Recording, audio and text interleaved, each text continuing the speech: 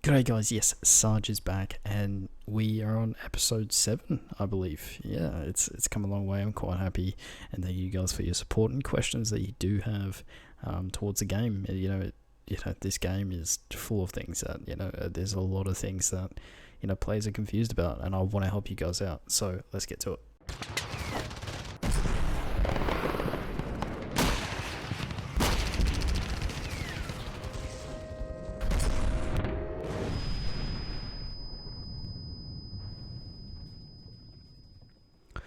Okay guys, so basically a lot of questions have been asked. I've been checking out the Facebook group, things like that. It's really good that we have a Facebook group chat where players can ask questions from all over the globe, and basically, they ask questions based on, what they're confused about, and I really want to help you guys out. Now, I've written down a few things that I've noticed that players are continuously asking about, and it is, they are good questions. It does not really, show you in the game really well for players to understand. So let's start with number 1.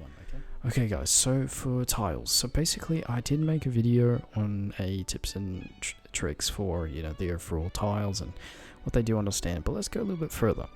So overall, there's plenty of tiles. There's level 4 tiles, 6 tiles, 8 tiles, and they all give a certain amount of power. Now the thing is, a lot of players say, max out your tiles, do the max, and that is what I did at the very beginning. But I just started to notice, with certain resources, I was, I had level 25 tiles, 15s, 18, and I had a bunch of tiles all separated around like level 5 and 6.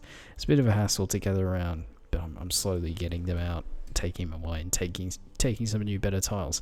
Finally, this one was crazy. I finally took a level 40 tile.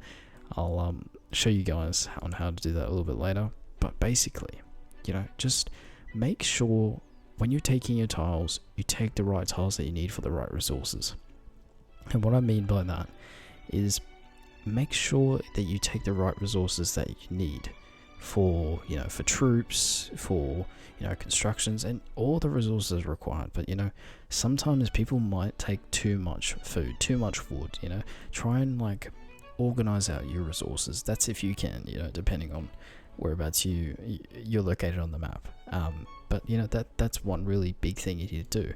Try and always have them maxed out, yes, but make sure you leave a few, so when your troops gain a bit more stamina, you can take those better tiles, and you don't have to wait half an hour for you to take more tiles. And yes, this is better for you can gain some more resources and stuff like that, but at least leave maybe 5, 6, maybe 10 extra tiles left out, so you have that chance of, when your commanders are finished, or when they get that extra 20 stamina, they can go and attack those better tiles, and straight away you've got more power, you've got more gain, and it's a lot better than having a level 4 or level 6.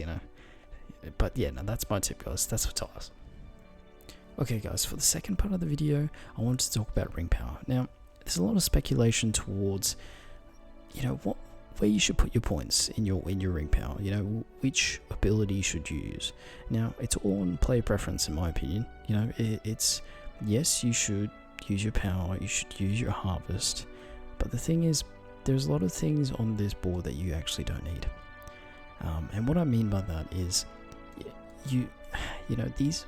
these abilities here, yes, they're good when you do level them up, but they are not needed for when you are, how would you say, mid game.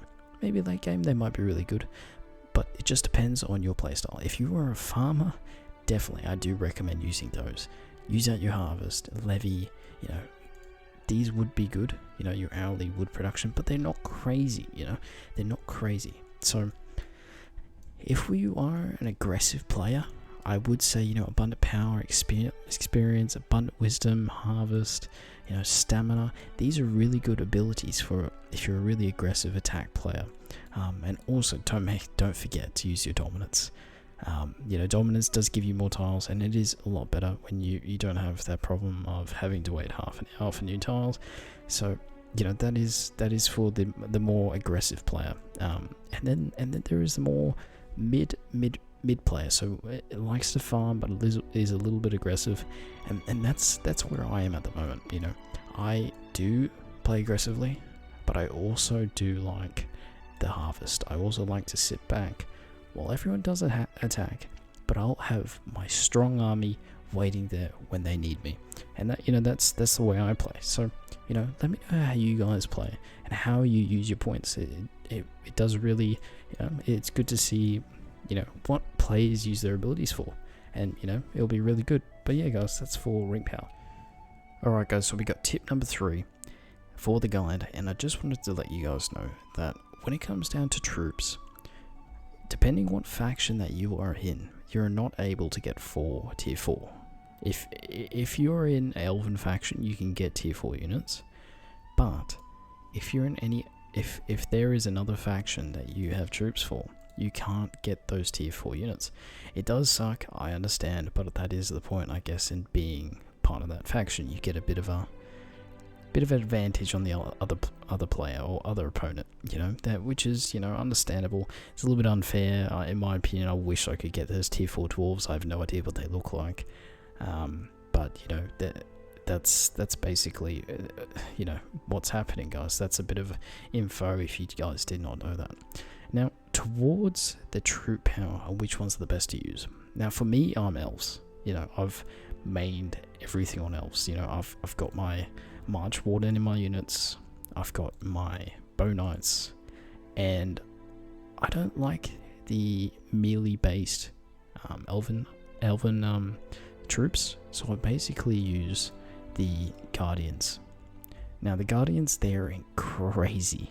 Their defense is skyrocketed, their HP is not bad, the damage is pretty good, the siege is good, and the speed is good. So if we have a look at all the others, so okay, just remember these 3 numbers: 20, 40, and 101.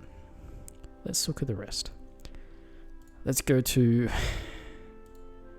the Cavaliers.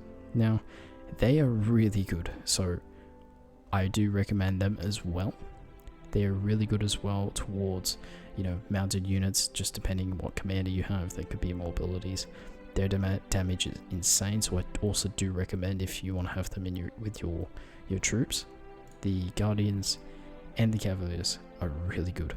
Now, when it comes down to, you know, Gondor's first troops, the Guard of the Tower, I do not recommend them. There's a lot of players that do use them. They're not my type, you know, not my cup of tea, if you do so. And then you've got the Elven melee troops. Not my cup of tea as well. They're definitely not good. I don't recommend them, but that is my opinion, guys. You guys might find them a lot better. So please do give me some, you know, just give me some comments if you guys think they're a lot better than the troops that I've recommended. But yeah, guys, that is basically all I have for the troops. Just wanted to give you guys a bit of my opinion of things. But yeah, that's it. Okay, guys, that is it for the guide. Thank you guys for watching, and I hope you really did enjoy it. It was just a bit of a guide based on my opinion of what I've learned so far in the game, and what, you know, troops I have and what I've noticed works for me. So, you know, you guys might have a whole different opinion, so please do let me know. Please click that subscribe, that like button if you did like my video, and, you know, let me know what you guys think. It really does help. So yeah, this is Sarge. I'll catch you guys later.